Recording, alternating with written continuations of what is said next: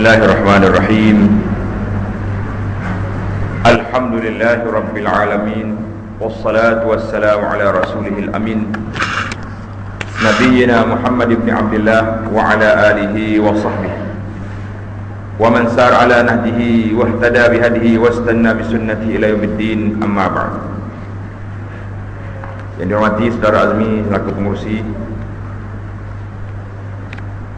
pengurusi dan ahli yang terkuasa Masjid Al-Mujahidin,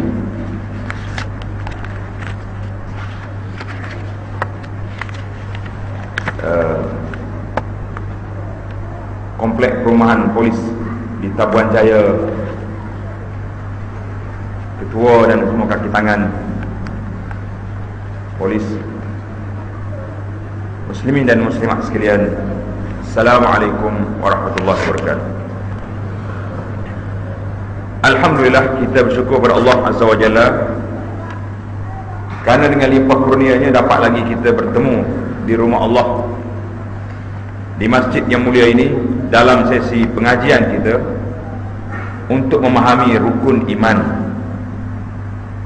yang semua kita tahu, an tu'mina billah wa malaikatihi wa kutubihi wa rusulihi wal yaumil akhir wa bil qadari khairihi wa syarrihi. Rukun iman yang kita belajar 6 perkara ini adalah merupakan satu asas yang wajib kita fahami bersama dengan rukun Islam yang 5 yang wajib kita fahami dan kita amali. Satu lagi rukun 3 komponen yang besar, iaitulah ihsan. Jadi ketiga-tiganya satu perkara yang mesti dihayati dan dipahami di dalam kehidupan seorang muslim. Inilah yang disebut dengan nama pengajian fardu ain. Ilmu yang wajib kita kena tahu, yang kita kena faham dan kita kena hayati. Salah satu daripada rukun yang kita belajar iaitulah beriman kepada adanya malaikat. Di antara wazifah tugas malaikat itu iaitulah mendoakan kepada orang Islam, di mana Nabi kita sallallahu alaihi wasallam dalam hadis telah menyebutkan bahawa apabila seorang Islam itu duduk dalam masjid, dia datang ke masjid melakukan salat dan dia tak keluar kerana menunggu salat yang kedua. Kita tadi dah selesai salat maghrib, alhamdulillah. Sekarang ini kita menunggu salat yang satu lagi, salatul isya. Berapa lama kita duduk antara maghrib dengan isya? Lebih kurang dalam 1 jam atau 1 jam setengah. Masa yang diperuntukkan itu, oleh kerana kita tak keluar dan kita tidak buat perkara yang menyalahi peraturan masjid, maka pada waktu itu malaikat menulis pahalanya orang itu sedang melakukan salat. Disebut dalam hadis intizarus salati salah. Menunggu salat yang kedua itu dikira berada dalam salat. Jadi tuan-tuan muslimin dan muslimat, walaupun kita duduk, ada yang bersandar, ada yang duduk kat dinding, tapi dikira masih orang melakukan salat. 2 syarat yang membatalkan kelebihan hak istimewa itu. Dalam hadis Nabi sebut malam yu'zi, selama dia tidak menyakit orang. Duduk dalam masjid, duduk marah orang, duduk mengumpat, mencerca orang, pada waktu itu malaikat kata putus dah, disconnect dah dia punya hubungan dengan salat itu. Kenapa? Mana ada orang dalam salat duduk kena orang. Malam yuzi au yuhdis, ataupun dia terbatal wudu. Jadi syarat dia nak dapat pahala salat itu, jauhkan 2 perkara tadi, iaitulah menyakiti orang, sama ada dengan perkataan kita dengan perbuatan. Yang kedua, terbatal wudu. Pada waktu itu habis. Manakala batal wudu, kena pergi ambil, masuk balik salat, sambung balik. Kelebihan para malaikat, di antara tugas mereka juga menulis, berdoa, mendoakan orang yang duduk dalam masjid, Allahumma ghfir lahu, Allahumma arham. Ya Allah, berikanlah keampunan kepada orang ini dan berikanlah rahmat kepadanya. Subhanallahil azim. Mulia tak mulia majlis ilmu besar, apalagi majlis ilmu yang duduk di antara maghrib dengan isya ini, cukup cantik. Karena itulah saya kadang-kadang rasa kesian. Sahabat kita mari ke masjid, tapi lepas maghrib dia keluar. Keluar pun bukan nak pergi ada program besar pun. Ada hal sikit. Hal tu apa? Nak pergi tengok berita perdana ya tentu. Itu dia. Minus teh jawab, orang azan balik, mari balik. Terputus dia. Tak dapat. Orang duduk di sini dapat pahala menunggu salat. Dikira pahala dalam salat. Lama tak lama 1 jam setengah. Lama. Bukti lama tu waktu bulan Ramadan kita duk cari pula masjid mana yang express sembahyang tarawih. Betul tak? Oh, masjid ni dia survey malam ni pergi, oh terperangkap di sini dah lama. Terperangkap lama. Pergi masjid lain pula, akhir sekali dia tak jumpa masjid semua lama lah, dia shortcut pula. Imam buat 20, dia lari 8. Imam kata kita buat 8 supaya tak orang lari, lari 4 pula. Lari juga. Saya cakap susah lah nak cakap macam ni. Saya duduk bincang dengan imam-imam, macam mana supaya orang tak lari. Dia kata payah dia tak. Nak tutup pintu kan orang sakit perut, macam mana? Masalah pula. Saya kata satu je teknik baru kita buat, tapi jangan beritahu orang. Imam baca rakaat yang pertama setengah juzuk Quran. Rakaat yang kedua setengah juzuk, sudah 2 rakaat, Assalamualaikum, boleh balik. Selesai dah tarawih kita. Oh, dia kata imam ni kacau betul. Satu rakaat dia baca, 2 rakaat dia baca 1 juzuk, mati. Malam pertama, malam kedua lari dah dia kan. Tak sudah. Baiklah. Sambungan lagi perbincangan kita di dalam rukun iman yang ketiga. Rukun iman yang ketiga dalam muka surat 59, iaitulah beriman dengan kitab Allah yang diturunkan ke atas Rasul-Rasul alaihimus salatu wassalam. Kita percaya kitab Allah Ta'ala turun kepada Rasul banyak. Allah Subhanahu Wa Ta'ala telah memutuskan Rasul-Rasulnya dengan bukti-bukti yang jelas, serta menurunkan kepada mereka kitab-kitab yang menjadi rahmat kepada alam semesta. Ia menjadi petunjuk kepada mereka untuk mencapai kebahagiaan di dunia dan di akhirat. Jadi kerja kitab ini inilah dia, sebagai kitab petunjuk, kitab pimpinan, bukan kitab laporan. Karena itu Al-Quran dia turun berapa juzuk? 30 juzuk. 30 juzuk pun Allah SWT sebut dalam Quran, ma farratna fil kitab min syai'. Kami tak tinggal apa pun dalam kitab ni, kami tulis semua, kami cerita semua. Jadi adalah orang mari berhujah pula. Dia kata Ustaz tu baca ayat Quran, dalam Quran semua ada. Saya jenuh 4 kali baca dah, buah rambutan tak ada dalam Quran. Kata sudah. Jadi kita kata kalaulah Tuhan sebut rambutan, berapa juzuk bab rambutan saja. Rambutan ada berapa jenis? Berpuluh jenis ada. Itu tak masuk durian lagi.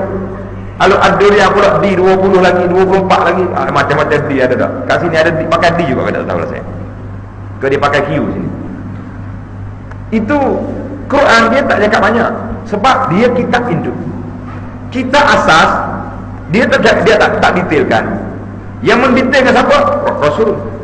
Karena itulah lepas kita beriman dengan kitab, dia datang beriman dengan Rasul alaihi wassalatu wassalam. Quran dia bawa asas yang besar. Apa dia asas? 2 ayat. Wa yuhillu alaihim at-tayyibat wa yuharrimu alaihim al-khaba'ith. Allah SWT menghalalkan benda yang baik, mengharamkan al-khaba'ith, benda yang tak baik. Habis apa benda yang kita nak letak? Para ulama lagi ambil hadis, tengok apa benda Nabi sebut halal, tak sini. Yang haram, yuharrimu alaihim al-khaba'ith, yang khaba'ith yang tak baik tak lebih. Barulah kita ambil neraca timbangan. Ambil buah rambutan baru kat sini. Rambutan ni tayyibat ke khaba'ith? Mudah. Pada dalam Quran ada kategori mana dia tu? Makan sedap. Ada mudarat? Tidak. Jadi letak di bawah tayyibat. Mari benda lain pula, contohnya tembakau. Kau tak disebut tembakau ni. Tengok orang dia kacau, yang sebut ni kacau dia. Tembakau ni kambing pun dia orang kata tak makan. Kalau orang makan, pusing 3 kali dia mabuk kan? Mabuk tak mabuk? Mabuk. Maka kita letak di bawah kategori khaba'ith, benda yang tak baik. Mudah. Apa saja yang baik, tak. Yang tak baik letak di bawah timbangan neraca. Maka itulah dia panggil kitab induk, yang disuruh semua orang boleh memahami Al-Quran. Siapa saja baca Quran, orang Islam pun faham, orang bukan Islam pun faham. Kalau kata orang Islam dia faham, orang Islam tak faham, cuma masalah kita hari ni Bukan salah ibu mengandung, tapi salah bahasa, tak faham. Bukan kita tak faham, bahasa tak faham. Sebab kita tak mengaji bahasa Al-Quran. Bahasa Arab ni wajib setiap orang Islam belajar bahasa Arab. Sudahlah. Majlis Al-Mujahidin kena buka kelas bahasa Arab pula. Tak. Bahasa Arab ni semua belajar. Imam Asy-Syafi'i rahimahullah mengatakan bahawa wajib setiap orang Islam belajar bahasa Arab. Kita belajar tak belajar bahasa Arab? Belajar. Mana ada orang boleh solat tanpa dia cakap Arab? Kalau kata saya tak kerti Arab, mana boleh? Tak ada orang mari takbir Allah Maha Besar. Ada. Dia mesti Allahu Akbar. Kemudian rukun, salah satu daripada rukun salat itu duduk di mana? Duduk di bahasa Arab. Bismillahirrahmanirrahim. Alhamdulillahirabbil alamin sampai waladhdallin, itu wajib dibaca. Tak baca hal lain sah salat, tapi tak baca Fatihah sah tak sah? Itu dia panggil wajib setiap orang itu belajar bahasa Arab. Jangan terkejut. Kalau ada orang keluar fatwa wajib mengaji bahasa Arab, jangan terkejut. Bukan belajar sampai boleh bersyarah bahasa Arab, boleh ceramah lah. Wajib, iaitulah dalam bacaan salat kita yang fardu, wajib kita kena baca. Dan yang tidak fardu pun yang menjadi bacaan kelaziman dalam salat, kenalah kita belajar. Takkanlah orang duduk dia, orang baca kita duduk diam gitu saja. Maka ini dipanggil kitab induk. Tak mungkin seorang Islam tak memahami kitab ini. Kita belajar lagi, tengok apa makna hakikat beriman dengan kitab. Apa dia hakikat beriman dengan kitab-kitab? Iaitulah mengakui dengan sepenuhnya bahawa Allah Subhanahu wa taala mempunyai kitab-kitab yang diturunkan kepada rasul-rasulnya alaihimus salatu wassalam. Bilangan rasul, lepas sekejap lagi kita bincang. Kitab-kitab itu adalah kalamullah yang hakiki.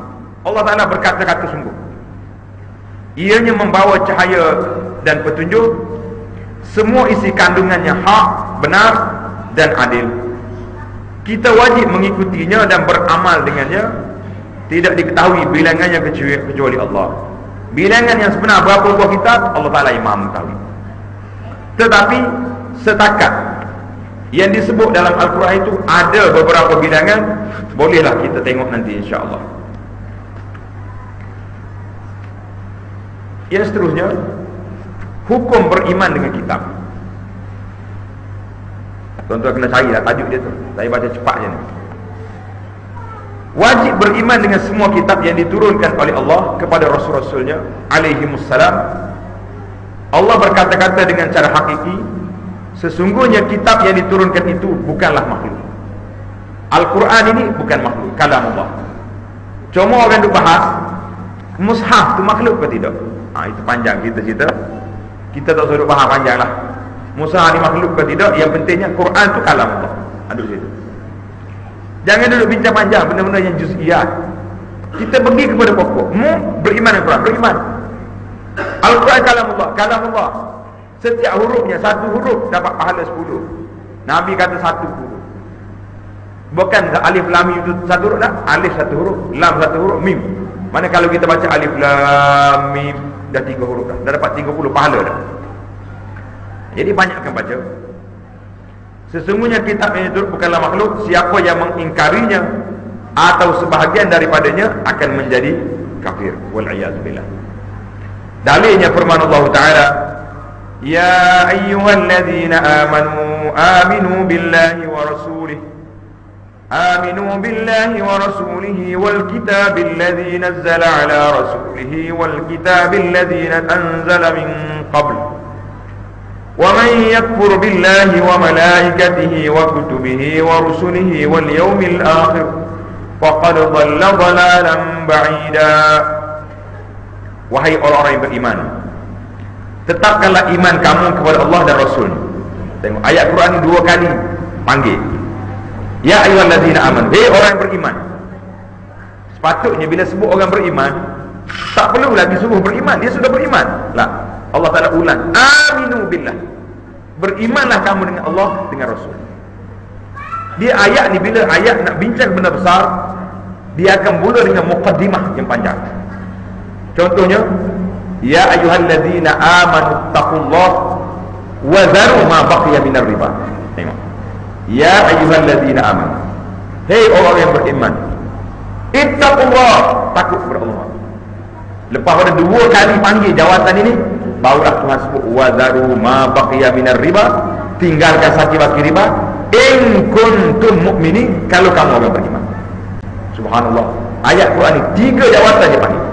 Beriman, bertakwa, beri arahan suruh tinggalkan, lepas arahan ulang balik, in kuntum ini, kalau kamu orang beriman. Sebab benda ni payah nak tinggalkan. Jadi oleh kerana beriman dengan Allah, Rasul menjadi rukun, maka dia kata aminu billah. Jangan pilih-pilih, aminu billah wa rasuli wal kitabil ladzi nazzala ala rasul wal kitabil ladzi anzala min qabl. Jadi ayat ni ulang-ulang 2-3 kali. Sebab apa? Allah nak suruh kita betul-betul menghayati, betul-betul beriman, supaya tidak gawat kita punya pegangan. Dalam surah An-Nisa ayat 136. Jadi kita lihat pula, kenapa manusia ini perlu kepada kitab? Kenapa manusia berhajat kepada kitab? Jawabnya ada beberapa jawapan di sini. Yang pertama, supaya kitab-kitab yang diturunkan kepada Rasul-Rasul akan menjadi rujukan bagi umatnya. Mereka merujuk kepadanya untuk mengetahui agama mereka. Allah turunkan kitab sebagai rujukan.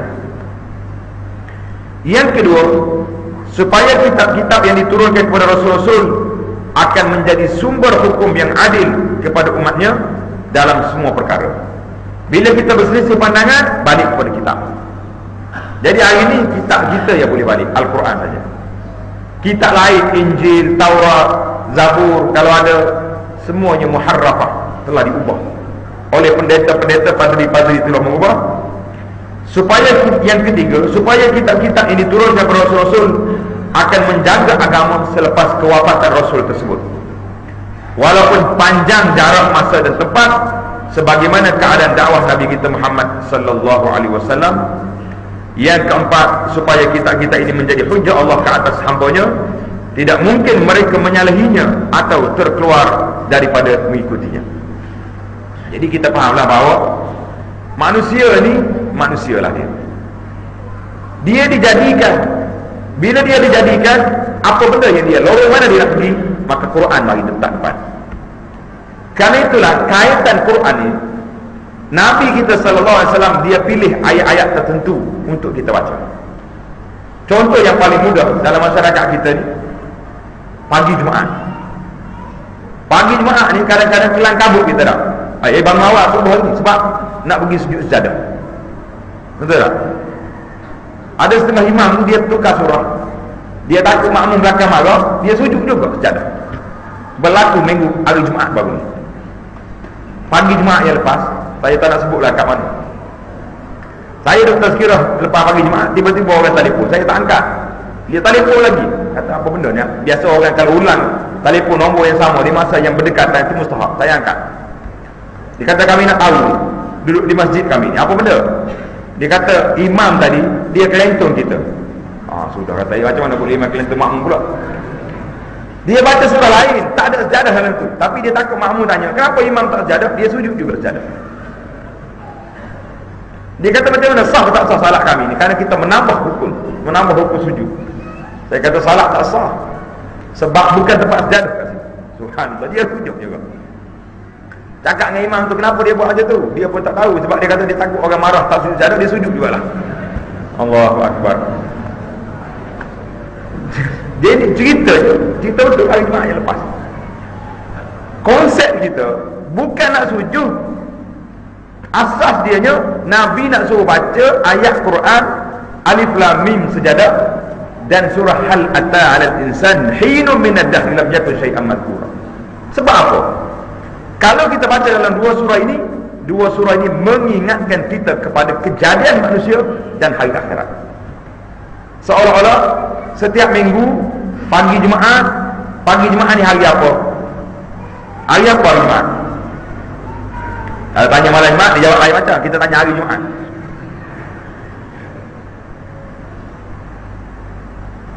Hari Jumaat ni hari apa? Hari apa? Kalau negeri lain kata hari cuti, ustaz. Bukan hari cuti. Hari Jumaat ni hari kiamat. Kiamat tak kiamat? Tahu dah kita hari Jumaat hari kiamat. Cuma kita je buat tak tahu. Dalam kitab kata hayawan dia tahu hari kiamat. Pasal tu dia tunggu naik matahari ke tidak gitu. Naik matahari baru dia pergi catuk makan. Kalau tidak dia senyap, takut kiamat lah. Tapi manusia ni tak tahu hari apa.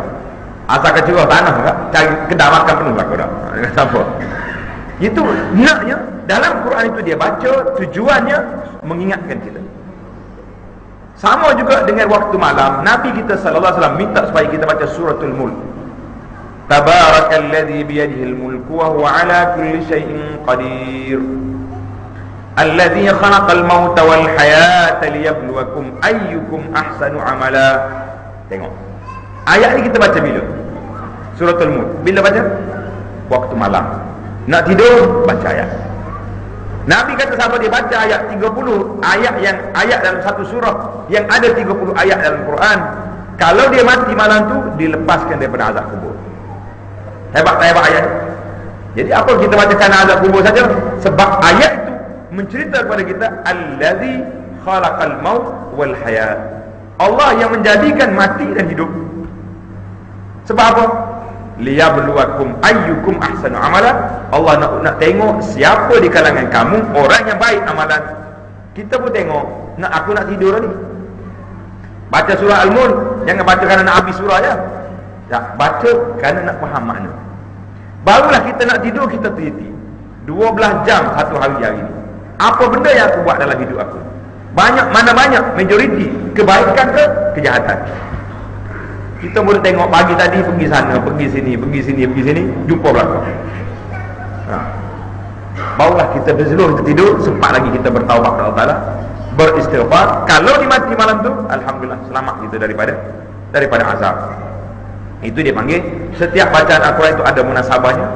Tujuannya nak tazkir manusia supaya mengingati Al-Quran Al-Karim.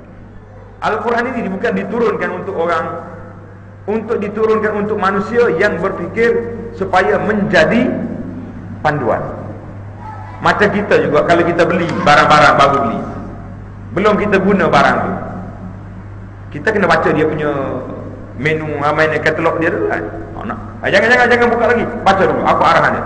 Malu ayah dia kalau anak dia nak start dah, nanti dulu baca dulu. Sama juga kita nak hidup.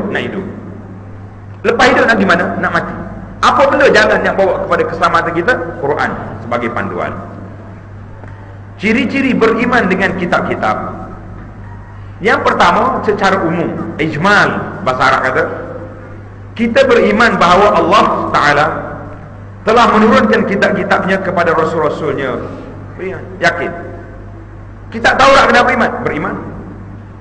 Kita kata apa?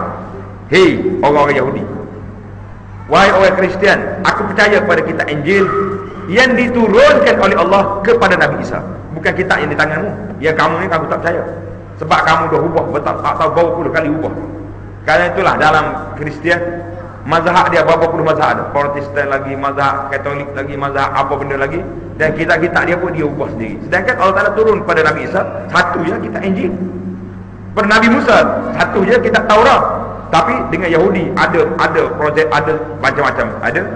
Jadi kalau kita nak kata amanna, kami beriman dengan kitab Injil yang Allah Ta'ala turun pada Isa. Habis ini Taurat, ini aku tak tahu, mempunyai buat yang diturun pada Isa, itu kita iman. Aku beriman dengan Taurat yang diturun pada Nabi Musa. Injil, Zabur kepada Nabi Daud. Itu kita kata macam tu. Isi kandungannya secara terperinci macam mana? Beriman dengan semua kitab yang Allah sebutkan namanya dalam Al-Quran. Jadi kalau kita tanya berapa nama Tuhan sebut dalam Quran, kita telah mengetahui sebahagian daripadanya, iaitu Al-Quran,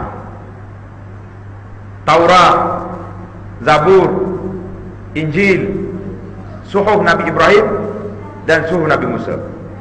Kita juga beriman bahawa sungguhnya Allah Ta'ala telah menurunkan kitab-kitab lain selain daripada kitab yang tersebut kepada Nabi-Nabinya. Tidak kita ketahui namanya kecuali apa yang Allah Ta'ala sebut. Nama tu tahu kita apa.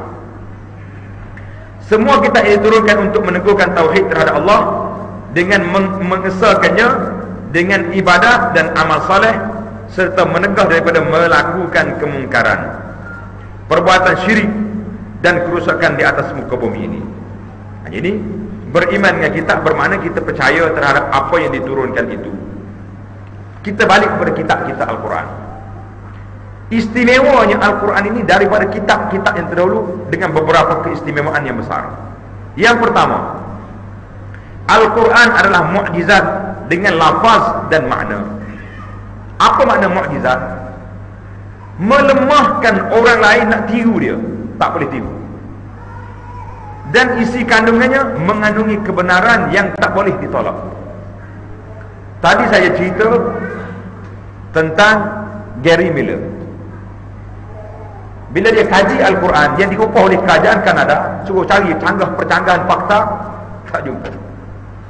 Baik. Ada lagi tak orang lain? Ramai lagi. Tuan-tuan baca dalam sejarah, di antaranya Maurice Bucaille. Pernah dengar nama ni? Maurice Bucaille ni seorang pakar bedah Perancis. Dia telah diamanahkan membuat pembedahan ke atas jasad Fir'aun. Maka Fir'aun dia bawa daripada Mesir, naik kapal terbang sampai ke Perancis, disambut dengan kapet merah. Hebat Fir'aun. Kita yang hidup ni pun orang tak sambut dengan kapet merah tak? Sekali-sekala kebetulan ya. Fir'aun mati dia kapet merah. Bila masuk dalam bilik bedah, Maurice buat pembedahan. Oh, bangga dia. Tangan Fir'aun diikat macam ni. Bila dia buka ikatan, pak naik gitu. Dia kata ajaib. Dia buat analisa. Fir'aun mati. Tengok dah buka jantung dia, dalam paru-paru dia banyak garam. Dia kata Fir'aun mati tenggelam air dalam laut masin. Tangan macam ni menunjukkan dia duduk atas kuda. Dia buat analisa. Tak bertidur dia malam tu. Sudah analisa, dia nak kemukakan kepada kerajaan Mesir. Analisa yang dia buat, forensik ke apa dia istilah, yang jenis belah orang ni. Tiba-tiba ada orang Islam cakap, Maurice, apa yang kamu nak semangat sangat? Dalam Quran aku telah sebut Fir'aun ni mati dalam laut, fil yammi. Kami dah mati dalam laut dan kami campak balik. Hantar balik jasad dia ke bumi, litakuna ibratan, supaya menjadi ibrah, pengajaran kepada orang yang kamu dia. Apa mu nak bangga? Penemuanmu ni satu penemuan yang bukan barulah, menyokong Al-Quran sebut. Panik kawan ni. Dia bangga ni, kalau tidak naik pangkat besar dia. Dan kajian dia hebat. Rupa-rupanya kajian dia Quran sebut dah. Di zaman orang naik buta, tak kena kapal terbang, tak kena jet, tak ada makmal, Nabi sallallahu alaihi wasallam sebut dah ayat Quran. Itu dia panggil ayat mukjizat. Dalam Al-Quran bukan kitab sains, tetapi sains itu sendiri menjadi sokongan bahawa Al-Quran ini bukan daripada manusia. Itu menunjukkan Quran itu hebat. Al-Quran ialah kitab terakhir yang diturunkan dari langit, menjadi penutup pada semua kitab yang terdahulu. Yang ketiga, Allah Ta'ala telah menjamin untuk menjaganya daripada sebarang penyelewengan dan pengubahan. Sampai hari ini, kalau Quran bukan di bawah imuniti jagaan Allah, saya ingat tak tahu berapa puluh versi Quran orang akan ubah sana ubah sini, tapi boleh tak boleh ubah? Alhamdulillah, sampai hari ini tak boleh nak ubah. Tapi orang putih, bila saya sebut orang putih, maksudnya orang kafir lah. Orang putih, orang barat, hari ini pun ramai orang Islam. Orang putih, dia fikir panjang. Nak ubah Quran, meletup dunia, perang dunia. Orang Islam akan bangkit. Bila dia mari menjajah negara-negara Islam, dia kata tak apa, kamu nak Quran, ambil. Nak cetak Quran, warna-warni, ambil. Kamu nak musabaqah Quran, dipersilakan. Tapi satu je dia kata, apa dia? Kamu jangan laksanakan undang-undang Al-Quran. Ini tak boleh. Buat hak ni, aku bercanggah dengan undang-undang yang aku buat. Maka dia cuba nak pisahkan manusia daripada Al-Quran. Terpisah tak kisah kita? Terpisah. Akhir sekali Al-Quran ini turun kepada siapa?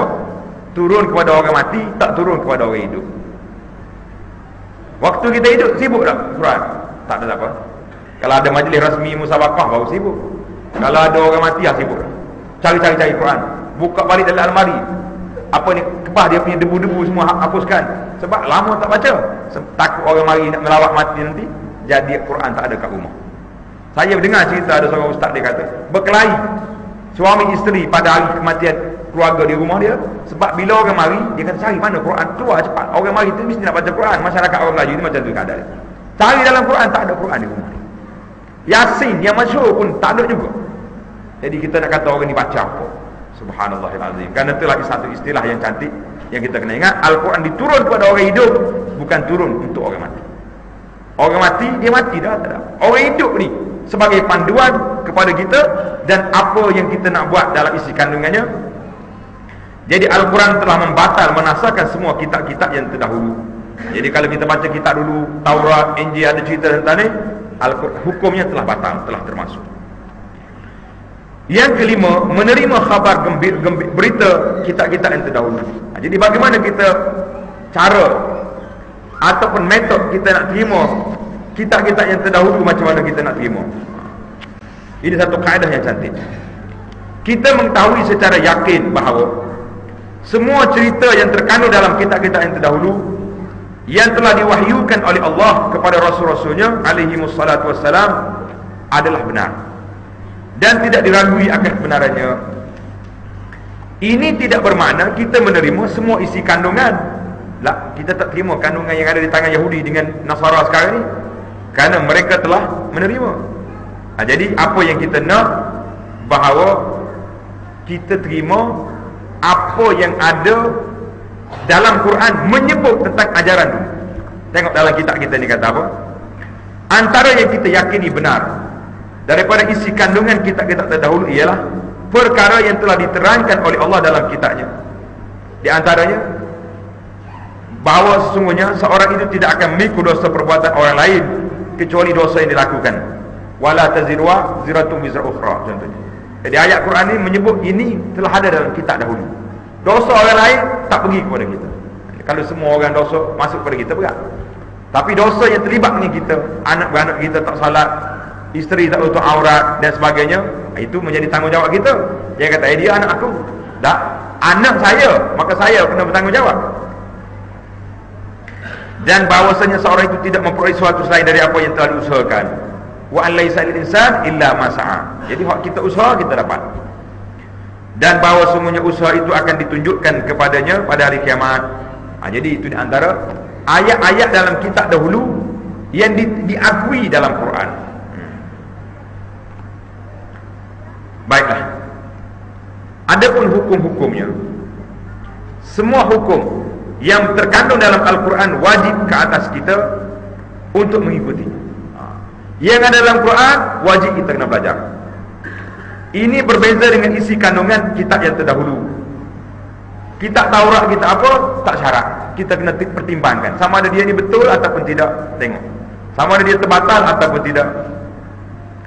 Perkara yang keenam, kitab-kitab yang diturunkan dari langit yang disebut dalam Al-Quran dan Sunnah ialah yang pertama Al-Quranul Karim. Al-Quran sudah jelas. Yang kedua Taurat. Yang ketiga Injil. Yang keempat Zabur. Zabur ni untuk siapa?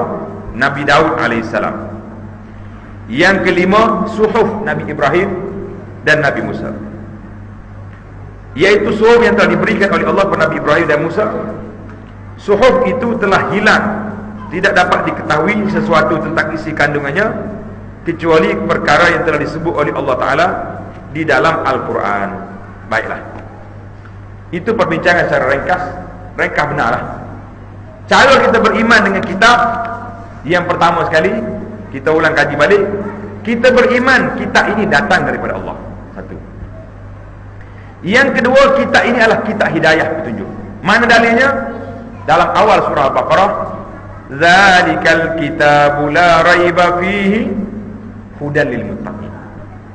Seolah-olah ayat Baqarah ini menjawab permohonan kita dalam ihdinas siratal mustaqim. Karena itu dalam salat itu dia panggil doa. Salat dengan makna doa. Dalam salat semuanya doa. Pelik dia kata, mana boleh doa? Takbir bukan doa, rokok bukan doa, sujud bukan doa. Ini satu perbincangan yang mudah kita tengok. Doa itu ada dua jenis. Doa ada dua kategori. Satu dia panggil doa ibadah. Apa makna doa ibadah? Setiap perkara yang kita buat untuk Allah, itu dia panggil doa. Apa makna doa? Kita minta Allah Ta'ala beri keredaan kepada kita tanpa kita bercakap. Bila kita buat sedekah, Allah reda, ya Allah aku bagi sedekah, tak. Bila kita beri sedekah daripada harta yang halal, redha tak redha kepada kita? Allah redha. Maka itu dia panggil doa. Kita minta Allah Ta'ala redha, ampun kita melalui perbuatan, rokok, sujud, takbir, semua tu. Satu lagi dia panggil doa ul masalah, doa permohonan. Di mana permohonan dalam salat? Ketika kita baca Al-Fatihah, Alhamdulillahi Rabbil Alamin, segala puji bagi Allah, Tuhan sekalian alam. Allah jawab ketika itu. Kerana itulah adab kita baca Fatihah dalam salat ini, jangan cepat. Alhamdulillahi Rabbil Alamin. Nabi dalam hadis kursi menceritakan Allah jawab. Hamidani abdi, hamba aku telah memuji aku. Lepas tu dia panggil bercakap dengan Allah dalam Quran. Allah kata, hamba aku puji aku. Ar-Rahmanir Rahim, Maliki Yaumiddin, Iyyaka na'budu wa iyyaka nasta'in, sampai kepada ihdinas siratal mustaqim. Bila sampai ihdinas siratal mustaqim, itu doa minta, ya Allah tunjukkan kami jalan yang lurus. Pada waktu itu Tuhan jawab, wali abdi masa'al, bagi hamba aku apa yang dia minta. Jadi kita minta ihdinas siratal mustaqim, minta jalan yang lurus. Baik, apakah jalan yang lurus Tuhan nak bagi pada kita? Kita mimpi je esok mula lorong ni, sini tak ada jam, sini tak ada traffic light. Itukah cara kita minta? Lah, apa dia minta? Ihdinas siratal mustaqim. Tuhan jawab. Munak tak nak ihdinas siratal mustaqim? Mestilah ya Rabbi, kami mohon 17 kali satu hari. Berapa kali kita baca Fatihah satu hari? Jawab cepat. Baru nak kira pula, dah subuh 2, asar, zuhur 4, 6, asar 4, berapa? 10, maghrib 3, 13, isya 4, 17. Confirm. Alhamdulillah. Kadang-kadang dia tak puas hati, tunjuk betul tunjuk. Kita fakta kurang. Ini masalah kita. Fakta kurang. Kena kira dulu. Kira pula kena buka kalkulator dulu. Hilang habis otaknya, ambil kat jemput. Ada apa dah? 17 kali kamu minta. Itu dalam salat fardu. Yang kita salat sunat lagi, ihdinas siratal mustaqim, tunjuk pada aku jalan yang lurus. Pada waktu itu Allah jawab, zalikal kitabu, tuh kitab aku, la raiba fi, tidak ada syak padanya, hudan lil muttaqin, menjadi pimpinan petunjuk bagi orang yang bertakwa. Mu nak jalan muttaqi, nak jalan ihdinas siratal mustaqim, ambil Quran. Inilah kita panggil Al-Quran. Karena itulah menjadi tanggungjawab kita muslimin dan muslimat, budaya ke dalam hidup kita baca Quran. Tadi ada jemaah tanya, dia kata, Ustaz, ada masalah lah kampung kita ni, orang tak mengaji sangat tajwid, tapi tak ada orang lain, dia yang boleh baca jadi imam. Saya kata, baca Quran ni bukan syarat lagu. Syarat dianya baris atas dengan bawah jangan tukar, baris depan dengan atas lain. Macam kalau kita baca ayat Quran yang paling bahaya, innama yakhshallaha min ibadihi ulama'u. Jangan tukar ayat tu. Innama yakhshallaha, ha Allah tu, ha mesti bagi atas. Yakhshallaha, yang takut akan Allah Ta'ala itu dari kalangan hambanya, al-ulama'u, bagi depan, orang-orang yang ada ilmu, para alim ulama. Kalau kita tukar innama yakhshallahu, hu tu dia panggil fa'il. Sesungguhnya Allah Ta'ala itu takut kepada hamba dia di kalangan ulama. Berat tak berat? Siapa takut ke siapa? Itu bak tukar baris jangan. Tapi kalau setakat tukar lagu tak betul, biarkan, tak jadi masalah. Tapi kena belajar lah, biar betul. Sebelum betul tu, kita betulkan baris dulu. Dia problemnya bahasa Arab ni satu masalah. Bila tukar baris, satu makna bertukar, kadang-kadang 100 darjah dia punya lari jarak. Dengar ada cerita orang pergi haji bertukar baris? Tak dengar lagi. Dia pergi haji, dia belajar dekat Malaysia, ustaz dia ajar betul tak? Allahumma la tada'li zamban illa ghafartahu. Ya Allah, jangan engkau tinggalkan aku dosa. Zanuba, nu mesti baris mati. Zamban, jangan tinggal aku ni dosa kecuali engkau ampunkan. Pak cik ni mentah macam mana dekat dengan Kaabah, baca derah pula tu. Bertukar baris. Allahumma la tada'li zanaban, nu baris atas, daripada mati jadi baris atas. Apa makna dia zanaban? Kalau zamban makna dosa, kalau zanaban makna apa? makna ekor. Dia baca doa Allahumma la tada'li zanaban, Arab sebelah tu jawab illa qata'tahu, kecuali engkau potongkan ekor kawan aku.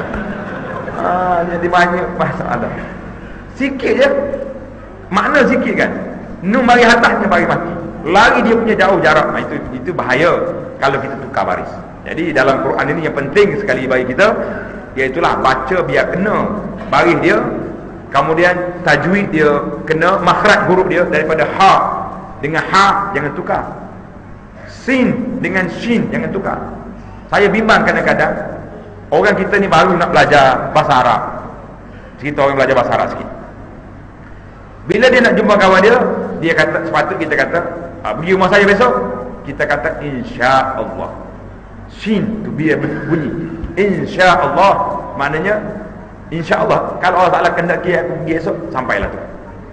Tapi kalau di sini dengan kehendak kita nak pergilah, jangan jadi insya-Allah Arab tu. Orang Arab dia tak percaya sama Arab. Bila kita kata pergi rumah aku esok, insya-Allah. Dia kata Arabi, lah Muslim. Sebab orang Arab insya-Allah tu mainan dia. Insya-Allah tu memang tak pergi, tu confirm punya tak pergi. Tu jadi masalah juga. Orang kadang-kadang orang bukan Islam, non Muslim, dia kawan Arab, dia kata Arabi wala Muslim, dia kata Muslim. Insya-Allah Muslim. Maknanya insya-Allah tu kita nak pergi, cuma tak tahu lagi lah kita tahu Allah Taala ada ke tidak. Jadi kalau kita kata insya-Allah dengan sin, sa'a yasu'u dengan makna jahat. Jauh tak jauh makna? Sa'a dengan makna jahat. Takkanlah kita nak tuduh Allah Taala jahat. Kita nak puji Allah, pergi jadi keji pula. Lari. Jadi yang bertukar anak dengan anta tu biasalah tu dah. Tukar. Dia baru belajar bahasa Arab. Dia salam kita. Dia kata ustaz, anta pergi dulu. Kita berfikir aku baru sampai nak pergi buat apa pula. Dia sepatutnya dia kata anak lah kalau saya. Anak pergi dulu lah. Dia kata ustaz, anta pergi dulu. Dia ada ulang 3 kali. Kita pun faham. Tak apalah. Anta pergilah, anak dulu. Jadi bertukar. Bertukar. Kita pun pening jadi bertukar di antara anta dengan anak. Main orang Arab. Jadi itu kesimpulan kita beri jawapanlah dalam masalah Al-Quran ini, supaya tuan-tuan muslimin dan muslimat jadikan Al-Quran ini budaya dalam hidup kita. Jangan kata aku tak pandai baca Quran. Tak boleh.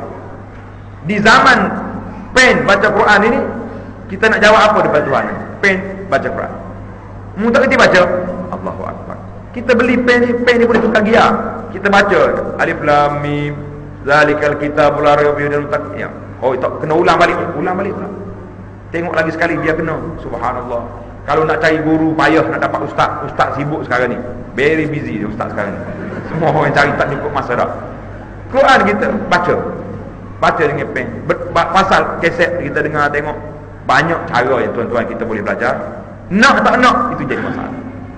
Jadi kita jadikan Quran ini budaya dalam hidup kita, kerana dia membawa hidayah dan petunjuk. Dan cara baca Quran tadi saya sebut di awal pagi tadi. Cara yang pertamanya baca dengan lidah. Cara yang kedua baca dengan pemikiran kita. Baca Quran berfikir. Kan Tuhan sebut dalam Quran, inna fi khalqis samawati wal ardh. Pada kejadian langit dengan bumi ini tanda-tanda orang berfikir. Dalam belajar kita tadi tentang malaikat, ra'dun, buruh yang berlaku di langit itu apa dia? Tasbih malaikat baru. Jadi kayak kita tengok. Jadi baca Quran, jadikan kita berfikir dengan Quran. Kalau baca dalam surah yang selalu imam baca, Sabbih isma rabbikal a'la. Ke mana? Ke ayat Al-Ata al-Insan. Ada surah. Afala yanzuruna ila al-ibili kaifa khuliqat. Surah Al-Ata kata. Apa kamu tak tengok pada unta, bagaimana Tuhan jadikan dia? Kita kena fikir semua benda. Unta, seekor binatang yang baik perangainya, panjang tengkuknya. Sebab apa Tuhan buat panjang tengkuk? Kenapa kaki dia besar? Tak fikir kita. Sebab dia duduk di padang pasir. Kaki dia besar supaya tak tenggelam. Kalau macam kaki lembu ni masuk dalam pasir, dia tapak keluar. Dia punya foundation dia kuat. Fikirlah tu. Wa bi anfusikum afala tubsirun. Dalam diri kamu kenapa kamu tak fikir? Baca Quran, tadabbur. Para ulama zaman dulu kalau kita baca secara hidup mereka, dia baca je Quran, dia boleh menangis dengan Al-Quran. Kita hari ni menangis juga Al-Quran sebab tak reti baca. Terbalik tu. Ini jadi masalah kita. Orang dulu baca Quran menangis sebab faham. Kita menangis juga sedih. Sebab apa sebab? Nak baca tak kena. Allahu Akbar. Jadi masalah kita hari ni bukan salah ibu mengandung, tapi kita yang salah tidak belajar Al-Quran. Budayakan Al-Quran. ada kelas tahfiz Al-Quran, kita baca. Atau anak-anak kita belajar, kita sendiri pun belajar. Buat sekolah kelas baca Al-Quran di masjid, kita pergi. Jadi orang yang dekat dengan Quran ni hatinya tenang, hatinya cerah. Beramal yang ketiga, baca Quran yang ketiga, beramal dengan isi kandungan Quran. Tuan-tuan bacalah. Hari ni satu budaya dalam masyarakat kita, suka orang belajar tajwid, sampai berpeluh-peluh belajar tajwid. Tapi bila sebut hukum Quran, tak bincang pula, tak seimbang. Dia panggil at-tawazun dalam kehidupan ini, seimbang dalam hidup, baca dengan lidah serta dengan beramal dengan anggota. Tamatlah kita perbincangan yang rukun iman yang ketiga, iaitulah beriman dengan Al-Quran.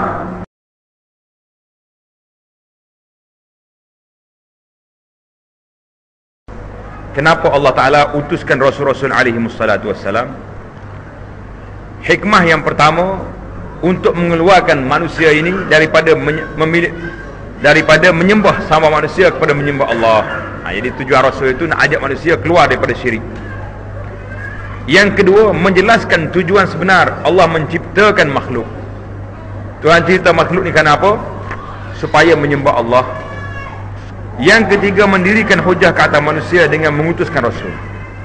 Jadi manusia ni tidak akan, wa ma kunna mu'azzibina hatta nab'asa rasula.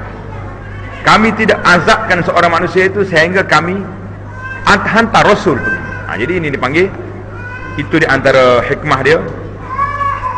Yang keempat, menerangkan perkara gaib yang tidak dapat dicapai oleh manusia dengan akal, seperti nama-nama Allah, sifat-sifat Allah, mengenali para malaikat, hari akhirat lainnya, semuanya melalui wahyu.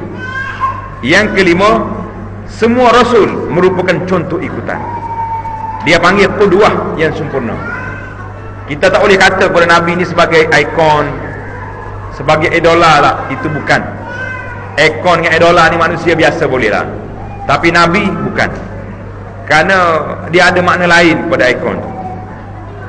Yang kelima, semua Rasul merupakan contoh ikutan. Yang keenam, memperbaiki, memurni dan membersihkan nafsu, serta menjauhkan mereka daripada perkara-perkara yang merosakkan nafsu itu. Jadi tujuan Rasul dia mari, innama bu'istu liutammima makarimal akhlak. Nabi mengatakan, aku dibangkitkan untuk menyempurnakan budi pekerti akhlak yang mulia. Jadi kerja Islam itu akhlak.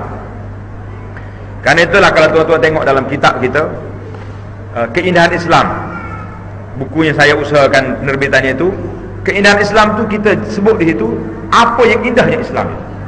Indahnya Islam duduk di mana? Duduk di akhlak. Peraturan hidup manusia yang menyebabkan orang bukan Islam, yang dia lemah nak masuk Islam hari ni, sebab dia tengok akhlak kita lebih teruk daripada orang bukan Islam. Itu masalah hari ni. Apakah tugas-tugas Rasul? Tugas Rasul alaihi wassalatu wassalam yang pertama, menyampaikan syariat Allah. Itu tugas yang tadi, hikmah. Yang kedua, menjelaskan kepada manusia semua ajaran agama yang telah diturunkan kepada mereka. Yang ketiga, membawa umat ke arah kebaikan dan menjauhkan daripada kejahatan. Yang keempat, memperbaiki manusia dengan menunjukkan contoh ikutan. Yang kelima, menegak dan melaksanakan syariat Allah dalam kalangan manusia. Yang ketujuh, semua Rasul akan menjadi saksi ke atas umatnya pada hari kiamat. Jadi saksi ini macam mana cerita dia? Mungkin kita cerita nanti di dalam ayat Quran, dalam hadis cerita 41 kelebihan Nabi SAW itu ada. Kak Rasul menjadi saksi kepada umat dia. Masalah yang seterusnya ialah Islam, agama Nabi. Kalau orang tanya Nabi dulu Islam, agama apa? Jawabnya agama di Islam. Sebab Allah Ta'ala telah sebut dalam Quran, innad dina indallahil Islam. Agama yang diterima di sisi Allah Ta'ala, agama apa? Agama Islam. Jadi tak mungkin orang lain mari mengaku aku ni ikut Allah tapi bukan agama lain lah. Tidak ada lagi lah. Nabi SAW hadis mengatakan, al-anbiya'u ikhwatul li'allad. Semua nabi-nabi adalah adik-beradik tiri. Apa maksud adik-beradik tiri? Bapa sama, ibu lain-lain. Maksudnya agama sama, beriman kepada Allah, tetapi syariat berbeza. Nabi zaman Nabi Adam dulu boleh kahwin adik-beradik. Mari zaman Bani Israel nak taubat kena bunuh diri. Mari zaman kita ni paling ringan sekali. Nak taubat, kalau bagi orang hantar balik. Kalau dosa dengan Tuhan, menangis, menyesal, berazam tak buat lagi, cukup. Itu dia panggil kelebihan umat ini berbeza. Rasul-rasul adalah manusia biasa. Mereka tidak mengetahui perkara gaib kecuali dengan apa yang Allah Ta'ala cerita kepada mereka. Bukan kata tak tahu, mukjizat dia tahu benda-benda yang akan berlaku, tapi setakat ilmu yang Tuhan bagi. Perkara yang penting dalam bab beriman dengan Rasul ini, dia panggil ismatur Rasul. Apa makna ismah? Allah pelihara Nabi-Nabi alaihi salatu wassalam daripada melakukan kesalahan. Karena itulah kalau kita tengok banyak dalam cerita-cerita yang pelik, mungkin tuan-tuan selalu dengar ataupun terbaca buku, ingat Nabi yang banyak sekali difitnah oleh Bani Israel, iaitulah Nabi Yusuf AS. Dia kata Nabi Yusuf ni bergila, berapa ni, main nak kepada Zulaikha. Dalam kitab kita baca, tak tergamak sampai peringkat dia buka seluar sampai begitu. Sedangkan Nabi ini Allah Ta'ala ismah, jaga dia daripada buat benda-benda yang tak baik. Nabi Daud, dia kata Nabi Daud ni ada 99 orang isteri, nak lagi nak cukup 100 orang. Tengok dalam Quran kata anak kambing, ada 99 ekor kambing, jadi 100 ekor lagi nak cukup. Bukan ada kena-mena dengan perempuan. Sehingga dia kata Nabi Daud AS ni hantar ketua terus tentera dia pergi berperang, biar mati sebab nak ambil bini dia. Nabi ke lagu ni? Ketua boleh, kita pun tak buat macam tu. Nah, hantar kawannya suruh pergi mati nak ambil isteri dia. Ini Nabi buat macam ni, subhanallahil azim. Punyalah karut cerita. Kalau tuan-tuan baca dalam cerita yang menceritakan kejahatan Nabi-Nabi, cerita confirm cerita tu cerita palsu. Jangan dia buat, Nabi macam ni, Allahu Akbar. Saya kalau baca cerita Nabi Yusuf paling serius puluh orang. Sebab saya takut dia tuduh pada Nabi Ismatul Anbiya. Tak mungkin berlaku. Jadi cerita Nabi Yusuf yang antara Nabi yang paling banyak ditohmah. Nabi Daud dituduh juga bunuh panglima dia kerana ambil isteri. Allahu Akbar. Apa punya manusia, orang biasa pun tak buat, Nabi buat. Ajaib sungguhlah dia punya tuduhan-tuduhan jahat. Jadi dipanggil Ismatul Anbiya. Jadi Nabi-Nabi ini dipelihara daripada kesalahan. Jadi kalau ada kesalahan pun Allah Ta'ala tegur mereka selalu pada waktu itu. Kita berpindah kepada bilangan Nabi. Berapakah bilangan Nabi dan Rasul? Saya nak tanya kat sini, berapa orang Nabi? Tak ingat dah? Tahu jawab? Dia kata orang tak bincang tajuk ni nanti bulan Rabiul Awal baru bincang dah. Sebab ramai penceramah dia sebut, ingat dah perlu bilangan dia. Berapa bilangan? Nak ulang kaji dah hari ni. 25. 25 tu soalan yang ketiga, yang keempat. Soalan yang pertama, bilangan Nabi yang disebut dalam riwayat. Ada setengah riwayat kata riwayat itu lemah, ada ulama kata riwayat ini boleh diterima, tapi ada sebutlah 124,000 orang Nabi. Tanda kat situ. Mungkin kat kita ni ada ataupun tidak ada. Kita berpindah pada Rasul. Berapa orang Rasul? 313. Dalam kitab ni kata, dalam riwayat Imam Ahmad ni 315 orang. Ada setengah riwayat 313. Betul lah jawapan tu. Itu Rasul. Yang disebut dalam Quran berapa orang? Barulah pergi pada 25 tadi. 25 yang disebut dalam Quran. Jangan cepat jawab lah. 25 tak lagi salah. 124,000, 313 atau 315 disebut dalam Quran 25. Kemudian disebut dengan nama Ulul Azmi. Rasul yang banyak berdepan dengan kaumnya berapa orang? 5 orang di situ. 5 orang Nabi yang banyak berdepan dengan kaumnya.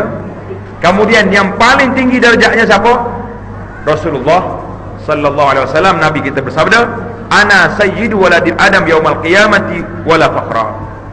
Aku penghulu bagi segala semua anak Adam pada hari kiamat, wala faqra, aku bukan nak bangga nak sombong, tapi itu jawatan aku. Jadi saya tak habis nak cerita di sini. Tuan-tuan boleh dengarlah dalam rakaman kita, tajuk dia 41 kelebihan Nabi. Kalau cari dalam YouTube jumpa 41 kelebihan Nabi sallallahu alaihi wasallam mengatasi para anbiya yang lain. Bukan nak banding dengan apa ni? Dengan kita, Nabi nak banding dengan Nabi lain. Saya ingat tajuk 41 kelebihan ni tahun-tahun lain lah, saya tak janjilah bila nak mari pula.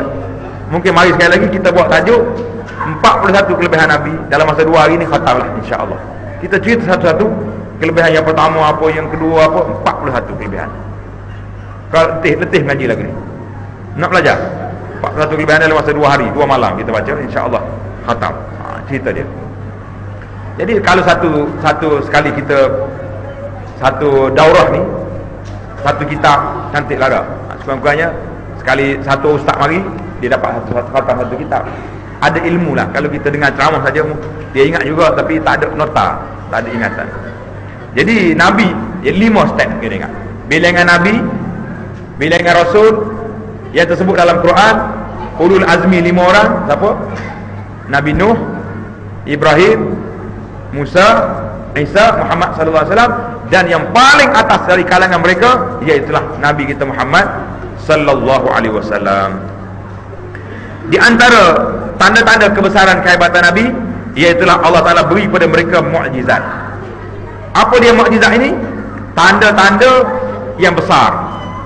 Jadi mukjizat Nabi yang paling hebat sekali Nabi kita Muhammad sallallahu alaihi wasallam.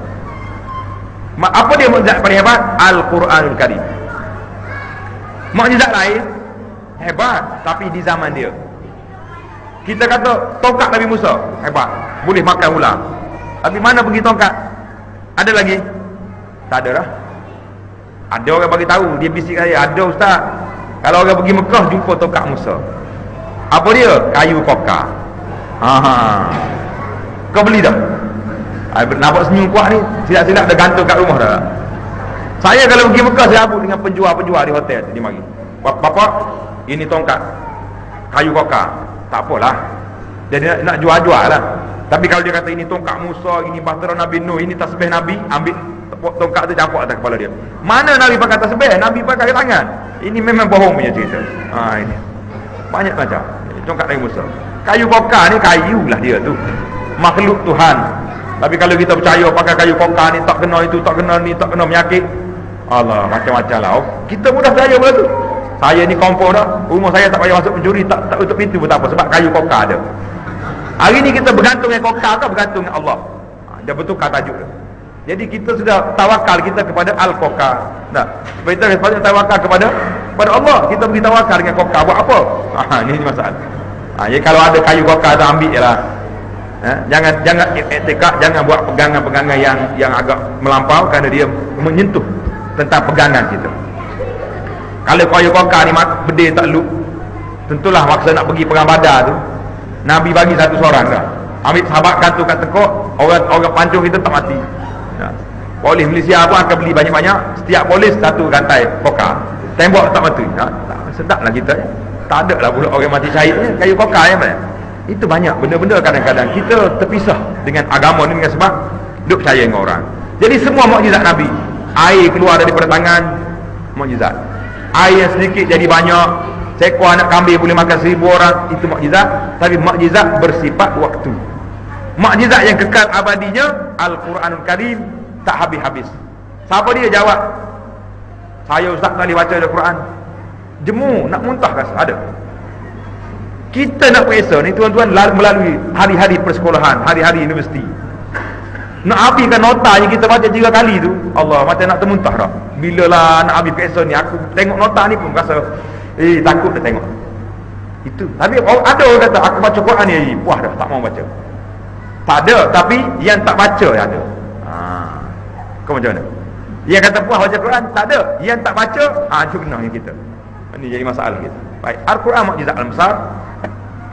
Kemudian kita pergi pula kepada tidak sempurna beriman dengan Rasulullah kecuali dengan melakukan perkara berikut. Ini kita ingat. Ini yang paling penting.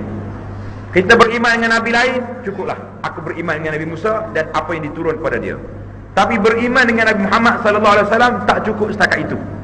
Sebab dia Nabi kita, Dia kita wajib kena ikut dia. Yang pertama, mengenali Nabi kita Muhammad sallallahu alaihi wasallam. Kena kenal Nabi. Hari ni kalau tanya anak kita, dia kenal Nabi ke dia kenal nama-nama pemain-pemain, pelakon-pelakon, penyanyi? Dia kenal belaka atas dunia ni. Kadang-kadang kita tak kenal apa pun. Anak bila tengok dalam khabar kata Black nak mari, kata Black itu apa pula ni? Budak tahu, budak orang ni bahagian-bahagian ni kata ai bahagia sungguh. Tahu belaka dia boleh hurah habis. Penyanyi mana atas dunia ni dak? Hak tengah duduk merangkak tu baru boleh bercakap, mari dekat komputer nak pecek mahir jin. Nak dengar mahir jin rupanya. Kata jin apa budak ni? Nak dengar nasib mahir jin. Ai kata bala sungguh dalah. Budak baru reti cakap tu nak pecek komputer, nak buka mahir jin. Berat sungguh. Jadi kita hari ni Nabi kenal tak kenal? Ini saya bimbang. Maka menjadi tanggungjawab kita tuan-tuan, muslimin dan muslimat, kena wajib ada di rumah kita kitab sirah Nabi. Ada tak ada? Balik cek tengok. Saya tak apa, saya tak kempen, saya tak boleh tak bawa buku sirah Nabi hari ni. Kita beli sejarah hidup Nabi, dia ada dalam rumah kita. Mari bulan Rabiul Awal, orang duk sibuk dengan sirah Nabi, ambil. Setiap hari kita baca daripada awal kita sampai akhir. Tahun depan beli buku lain pula.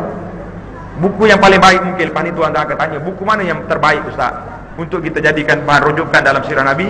Saya jawab, buku Ar-Rahiqil Makhtum, The Seal Nectar dalam bahasa Inggeris tu.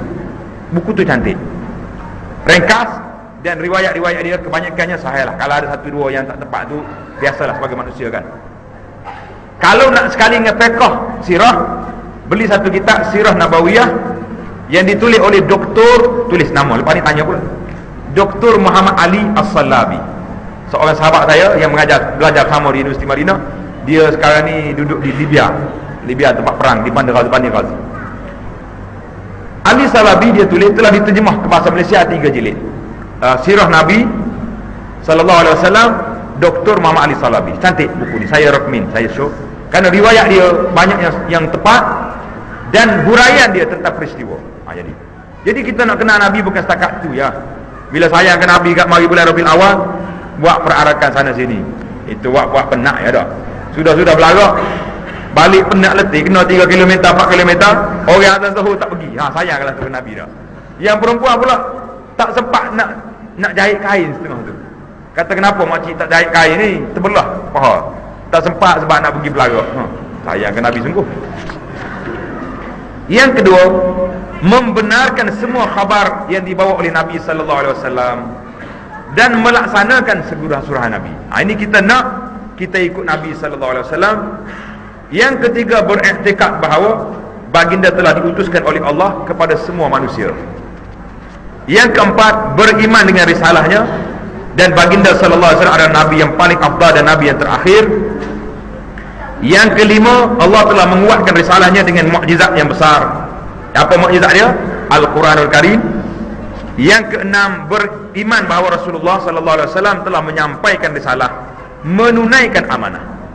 Siapa kata Nabi kita ni tak menyampaikan amanah, orang itu tidak bersifat, tidak menyifatkan Nabi dengan sebagai sifat tabligh.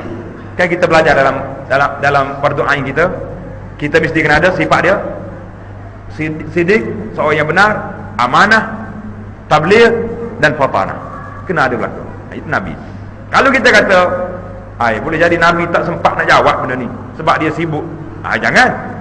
Itu kita telah membuat tuduhan palsu pada Nabi. Adakah Nabi sembunyi? Tak. Nabi tak pernah sembunyi fakta yang Allah Taala suruh dia menyampaikan. Kalau Nabi nak sembunyi fakta, 2 benda yang Nabi akan sembunyi. Yang pertama, surah Abasa tak ada dalam Quran. Abasa wa ta'ala, bukankah Allah Taala tegur Nabi, kamu berpaling muka kamu kepada orang buta yang mari masuk Islam, kamu duk layan pembesar-pembesar Quraisy. Tuhan tegur Nabi tak tegur Nabi? Tegur Nabi. Kita kalau orang tegur kita dalam Facebook pun, kalau orang kritik kita, delete lalu dah. Sabun, lalu kacau dia ni. Nabi, oleh kerana dia amanah, dia letak surah tu. Kita boleh baca sampai kiamat. Itu di antara amanah Nabi. Yang Allah Taala tegur Nabi sallallahu alaihi wasallam, semuanya dimasukkan dalam Quran. Jangan kata-kata Nabi boleh jadi dia malu nak sebut lah. Kalau malu dia akan sembunyikan Quran. Kalau sembunyi, bukan Nabi. Yang ketujuh, cinta Nabi sallallahu alaihi wasallam mendahului mahabbah, cinta dan kasih kepada Rasulullah lebih daripada kita kasih pada diri sendiri, kasih kepada isteri dan kasih kepada semua makhluk. Yang ke-8, mengucapkan selawat dan salam ke atas Nabi sallallahu alaihi wasallam. Selawat tak selawat kita? Alhamdulillah.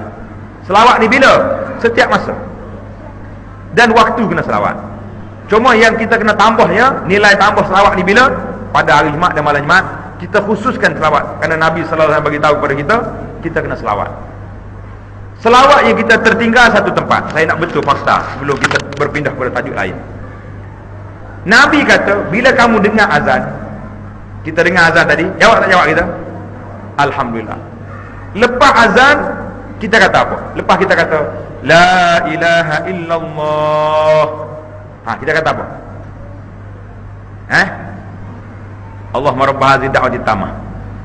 Betul? Selawat ada tadi? Kata selawat. Selawat tak? Tak selawat. Ini satu tempat yang paling kita kehilangan kelebihan yang besar. Tanda di kitab. Dalam Sahih Muslim telah meriwayatkan hadis yang sahih, Nabi sallallahu alaihi wasallam bersabda, apabila kamu dengar tukang azan melaungkan azan Allahu Akbar, kamu ikut dia kata. Kecuali hayya 'alas salah. Kita tak boleh kata hayya 'alas salah. Kita kena kata apa? La haula wala quwwata illa billah. Kena jawab. Sebab apa kena jawab situ? Sebab bila panggil, mari salat.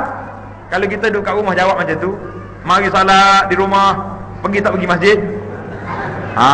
Saya ingat ramai yang tak mari masjid ni, walaupun duduk dekat masjid, dia jawab di rumah dia hayya 'alas salah. Berlawan dengan Bilal. Jadi lepas ni jawab betul-betul, la haula wala quwwata illa billah. Aku tak mampu nak pergi ya Allah menyahut suruhanmu itu kecuali dengan pertolonganmu. Orang yang sampai ke masjid ni, orang telah mendapat pertolongan Allah. Yang tak dapat pertolongan, tak boleh mari. Betul tak betul? Itu dia panggil pertolongan Allah Ta'ala sampai kepada kita. Baik. Jadi lepas kita salat, lepas kita la ilaha illallah, Nabi mengatakan summa sallu alayya, salatlah kamu kepada aku. Selawat. Lepas ni kena tambah dah. Lepas la ilaha illallah, kita selawat. Allahumma salli ala Muhammadin wa ala ali Muhammad. Paling ringkas satu. Kalau yang selawat yang paling afdal sekali, selawat dalam salat kita, selawat Ibrahim itu. Allahumma salli ala Muhammadin sampai ke innaka Hamidum Majid. Itu selawat yang paling afdal. Dalam kitab Mustikah Hadis, tadi saya sebut kitab Mustikah, kitab yang dikeluar oleh Perdana Menteri Malaysia. Kitab Mustikah Hadis kata, siapa dia bersumpah atau bernazar nak selawat yang paling afdal sekali atas dunia ni, dia pun carilah selawat tu, selawat ni, pergi jumpa ustaz nak selawat paling afdal, ustaz ni bagi, semua sekali tak terlepas nazar dia, sumpah dia, kecuali dia selawat dengan selawat Ibrahimi. Allahumma salli ala Muhammadin wa ala ali Muhammad kama sallaita ala Ibrahim wa ala ali Ibrahim sampai ke innaka Hamidum Majid. Baru selesai dia punya sumpah. Ingat tak?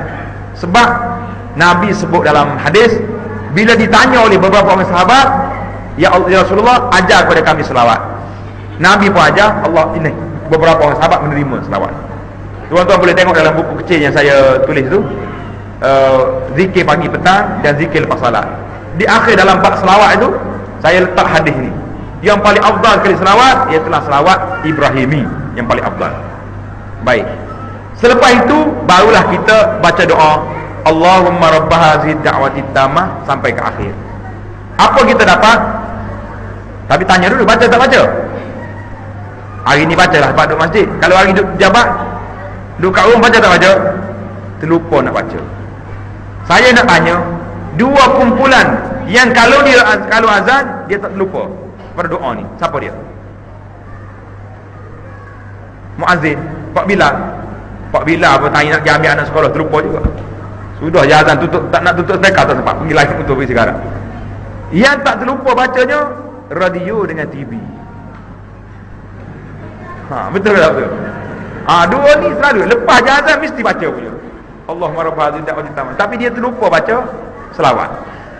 Saya dah minta dengan sahabat-sahabat kita di bahagian radio, bahagian TV, suruh ubah komik. Tapi sampai hari ni pun tak terubah lagi. Kita perjuangan, kita teruskan lagi lah. Bila jumpa dengan kawan-kawan, penerbit kata tambah selawat. Sebab kalau dia tambah, orang akan ikut nanti. Orang manusia ni dia akan ikut media dia. Pada itulah disebut dalam kaedah An-nas ala dini mulukihim. Zaman dulu manusia ni ikut raja dia, ikut pemimpin dia. Zaman dulu. Tapi sekarang ni sudah bertukar. An-nas ala dini i'lamihim. manusia mengikut iklan dia, media dia.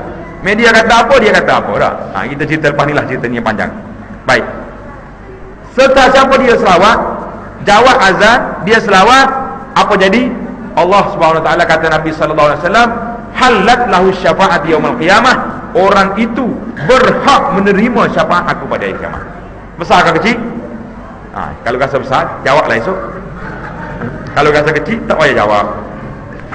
Yang kesembilan, Nabi dan semua para Nabi alaihissalam hidup di sisi Tuhan mereka sebagai kehidupan di alam barzakh. Tadi saya cerita dah, ada orang tu larang pergi ziarah Nabi waktu malam kerana takut Nabi tak boleh tidur kan. Dia hidup, Nabi bukan hidup di alam biasa. Yang ke-10, antara tanda menghormati Nabi sallallahu alaihi wasallam iaitu tidak mengangkat suara ketika pergi ziarah Nabi waktu dia hidup dan juga selepas dia wafat. Yang ke-11, mencintai sahabat-sahabat Nabi radhiyallahu anhum. Yang hari ni ada orang benci pada sahabat Nabi, duk maki Abu Bakar, duk perli Aisyah. Kalau ada orang macam ni, abadan jangan sekali-kali berkawan dengan dia. Kita dengar orang bercakap, dia pejabat ke, dia tak ada kopi, apalah Abu Bakar ni tak betul punya. Ambil teh kita pergi duduk meja lain. Orang ni jangan kawan, bukan orang. Kalau kita ada kuasa, repot kepada jabat agama, orang ni bawa ajaran sesat kerana mengajar orang membenci pada sahabat Nabi radhiyallahu anhum. Jadi insya-Allah, apa lagi? Yang ke-12, jauhi daripada bersikap melampau terhadap Nabi sallallahu alaihi wasallam. Itu 13, beriman dengan Nabi sallallahu alaihi wasallam tidak terlaksana kecuali dengan membenarkan dan beramal dengan semua ajaran yang dibawanya. InsyaAllah kita akan sambung lagi huraian tentang Nabi ini sedikit pada besok pagi. Dan kita akan sambung pada rukun kelima, beriman dengan akhirat. Jadi beriman dengan akhirat. Kemudian yang terakhir kuliah kita, iaitulah beriman dengan qada dan qadar, yang sangat penting perbincangannya kerana ramai orang tergelincir dalam memahami isu ini. Jadi kita setakat itu dulu.